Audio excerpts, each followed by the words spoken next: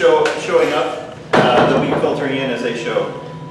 Just wanted to welcome everyone to our first event with Self-Defense Fund. Andy Valadez is here, and wanted to welcome everyone because it's Sunday and you made out you came out here to be with us today. That's great.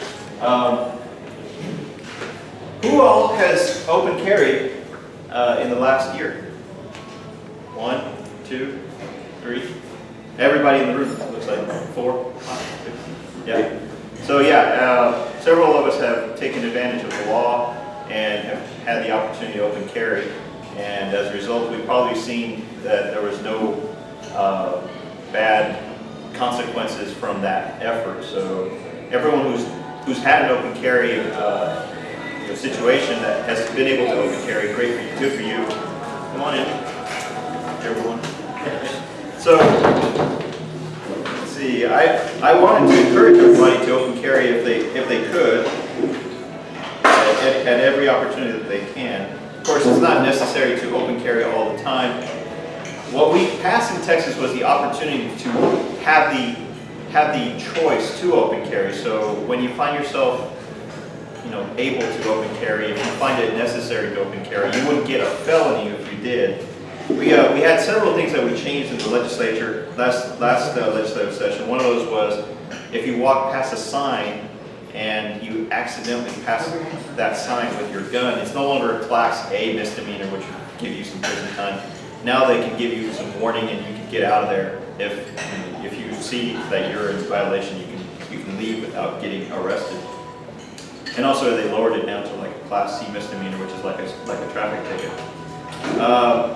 One of the things that we want to do next legislative session is to try to shoot for constitutional open carry, which is a big deal because carrying your firearms is a form of self-defense. It's a form of protection that you have, but it's also a right. And as a right, it's something that's guaranteed to you by the Constitution of the United States. For example, none of us here ask for permission to exercise our First Amendment right.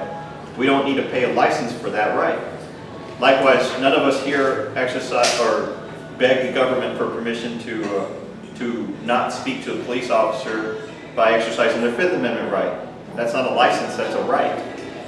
All of the rights in the Bill of Rights are guaranteed. However, the liberals and people who hate the Second Amendment have made it their business to try to destroy our rights by implementing licenses for a right. So in essence, the government is selling back to you a right that you already have, right, which is a violation of your constitutional rights, which is unfortunate, but it's where we are today. We didn't get here overnight. We got here as a result of incrementalism over time.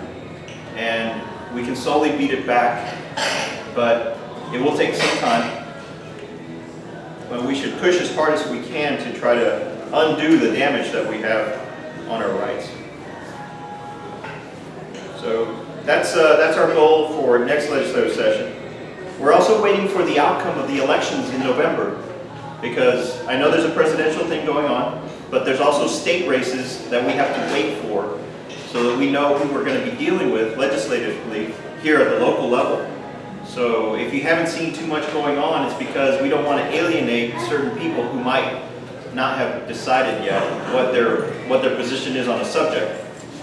One thing that we do gravitate towards is bringing political pain whenever it's necessary.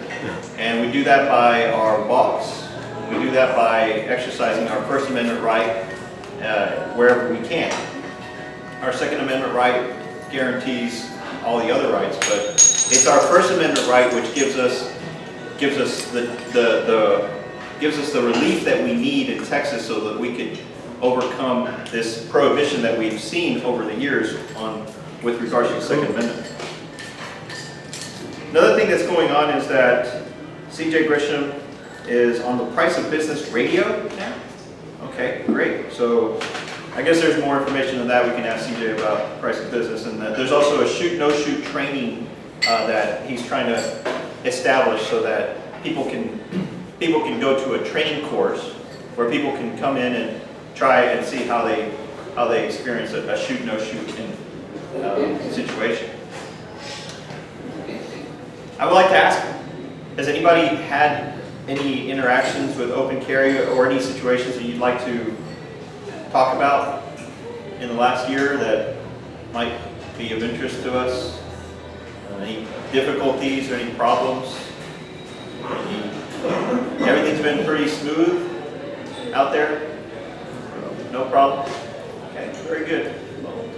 Who traveled the farthest?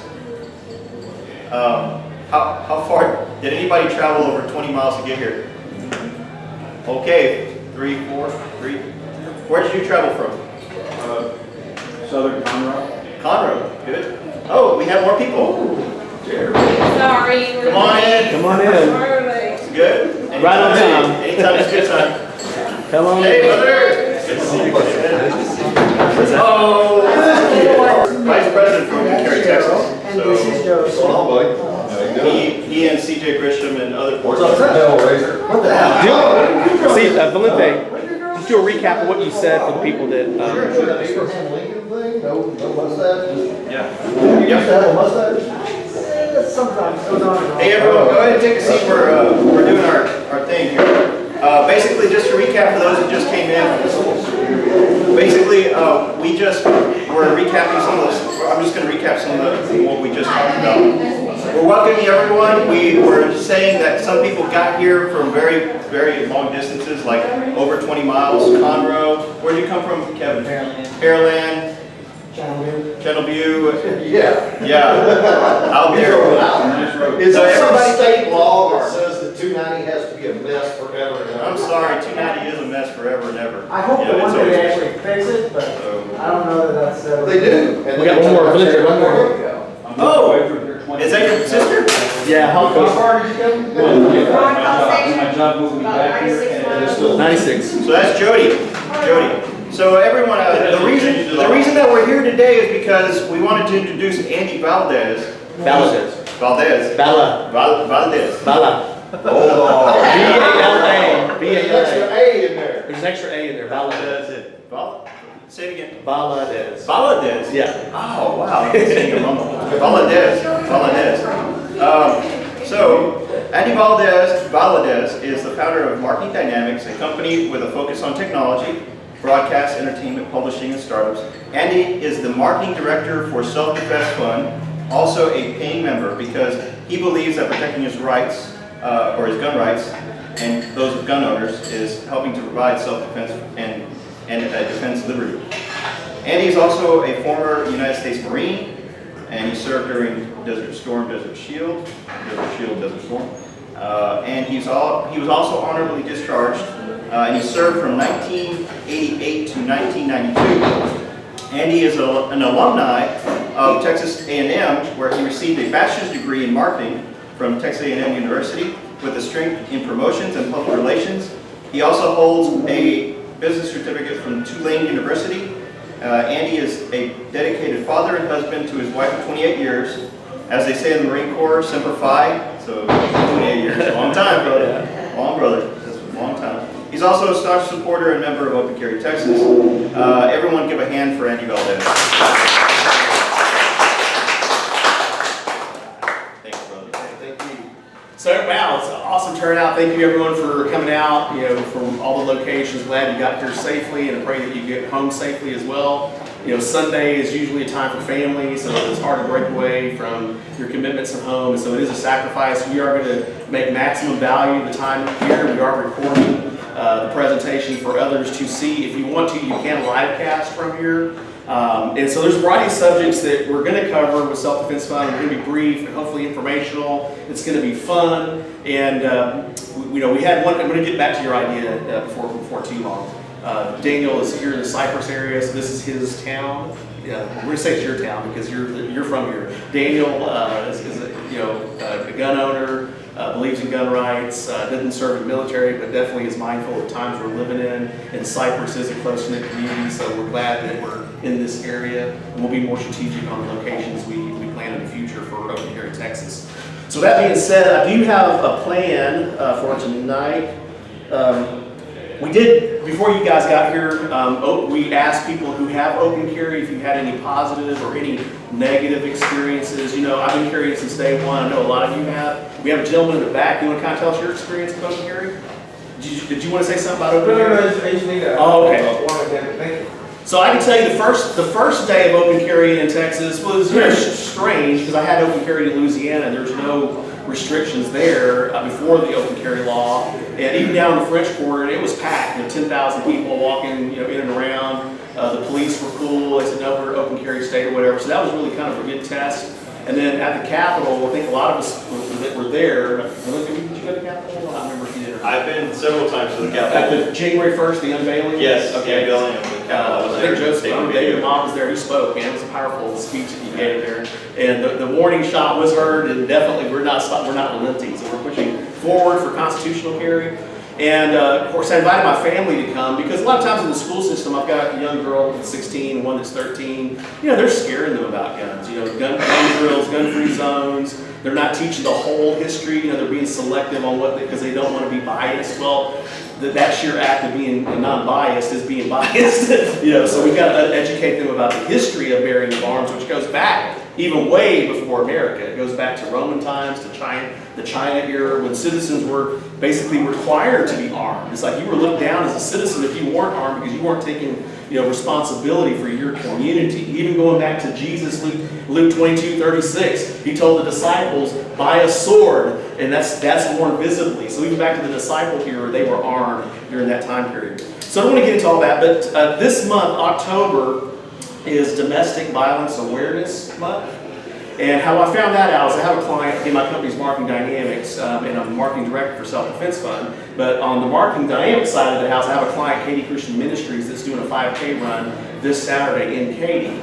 And so they were educating me about the issues they deal with sexual abuse and domestic violence. They've helped over 991 families, for example, in Katy with women that have been abused. And then in Texas, there's like over 114,000 families have been affected by reported domestic violence scenarios, okay? So that got me to thinking and talking to Larry Colbert, the national director. He goes, well, we cover domestic violence. I said, oh, I didn't know that. He goes, yeah, it's self-defense. That's why we call it Self-Defense Fund. And they also cover rapes. And so our targeted demographic is women. We don't really have a lot of women that are part of the Self-Defense Fund, and as well as open carry. But we do have women that are concerned about these issues, about safety, protecting their family, the financial liability, and we're going to talk about what self-defense provides, but I do have a plan for where I'm going with this presentation. So with that being said, I reached out to one of our members. Her name is Tori Ware, and she's, I think, northeast Houston area, and a stay-at-home mom, and basically we're going to make an announcement with her. But she started a group called Women Alert to Dangers. And that's a Facebook page, and she's actively promoting it and bringing women to the fold to talk on a variety of issues from wellness to safety to gun safety, self-defense, just issues that they care about, and we're providing a platform through Self-Defense Fund for that. So I'm going to kind of transition over to our guest speaker now. Just so happens that we've got a lady who has survived domestic violence in Colorado. Was very blessed and fortunate to move out of the environment she was in and do really well here in Texas. For her privacy, we're just going to call her name Jodie, and she's going to explain the situation that she had to deal with as a single mom. And fortunately, she lived to tell about the story, and she is a domestic violence survivor, but the state was not her friend in that whole situation. She fortunately had family support, and even the resources that are available for women who are in a domestic violence situation abandoned her in that time when she really needed them the most. So she is coming in from Bryan College Station, and she's here to talk to our group in probably 10 or 15 minutes, and if you have any questions, whatever, she may answer some of those questions. So without further ado, Jodie, would you please come up and present the audience? Thank you. Thank you. Hello. My name is Jodie. For all intended purposes, actually presented a movie documentary that is kind of still in the makings of the end product of what I'm about to go into, about survival and freedom, basically.